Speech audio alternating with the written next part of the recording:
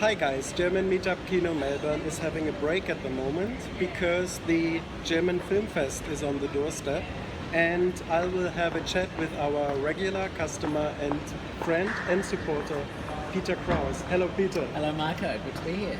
Thanks for having you. And our new logo actually says G'day Berlin, and the first movie is called Goodbye Berlin. That's right. Let's talk about that is an this irony, one. isn't it? Isn't it? But it's great to welcome back Fatih Akin in his latest film, a road movie about two young people and their journey of discovery. And it's a really delightful and more low-key sort of film compared to some of Fatih's other films, which have been quite heavily dramatic in many respects. So this is a really nice way to start the film festival, I thought. Which starts in 3 days and on Thursday here, Palace Como Cinema. And what's the German name for this one? Chic, yeah? Chic is the Yeah. original title, Yes. that's right. It was a novel, I think, which was adapted, and the international title is Goodbye Berlin. It's always interesting how you compare original German titles with the way the English or international translated titles, and they don't always match up, but they think it's more marketable to have a title that's more welcoming for an international audience. But no, really delightful film, and I think audiences will really appreciate it. And anybody who hasn't been yet on the opening, it's including catering and having a speech. Is there any guest maybe come to come? Well, we're hoping that Clement Schick will be here in Melbourne because he's opening the festival in Sydney, but hopefully he'll be here as well. But there will be a couple of guests, and certainly the new director of the Goethe Institute, Sonia Begoshevsky, will be here as well. Yeah, it's always a great party. It's not just the movie, it's the German community is meeting each other, so it's really fun. So if you haven't got your ticket yet, you should hurry up. And if you're not in Sydney and Melbourne, and you're in Canberra and Brisbane, you can also catch the German Film Festival. Let's see. What other German currents are in the program, or maybe a few cool ones we can...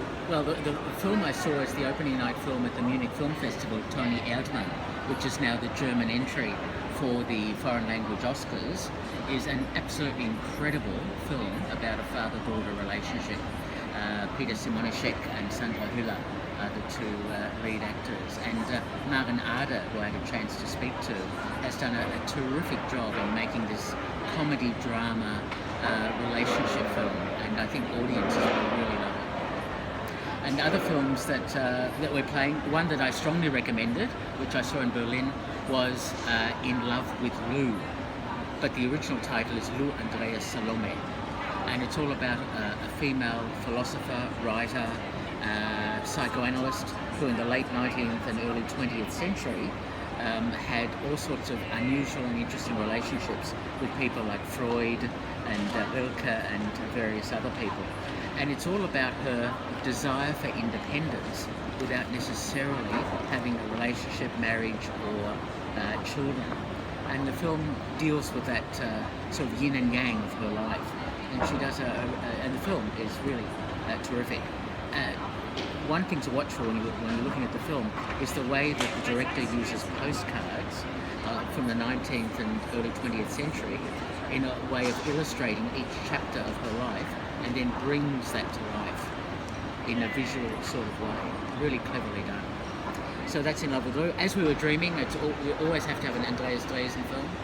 And Als wir träumten. Als wir träumten, As Yes. We're Dreaming, absolutely right. This is one of my favorite because, as you know, I'm from East Germany, and it's it's after the Wende time, right, in Leipzig. After the reunification, and it doesn't necessarily present a very happy view for young people in the early 90s of how the Germany reunified was not always a pleasant time for young people, with drugs and all sorts of other gangs and other issues and difficulties that they face. So I think Andreas did a very good job in this film. And then we have Four Kings, which is an incredible film about four young people who are sent to a psychiatric home because of their issues and passive-aggressive behaviours and other difficult problems, psychological problems. and how they deal with them amongst themselves and with the psychiatrist who's played by Clement Schick. And Jella Haase, who is another guest of the festival, is one of the stars of that film. And she's also in Heidi, a new version of Heidi with Bruno Ganz. And I think audiences will really enjoy this new version of Heidi, which is an excellent film.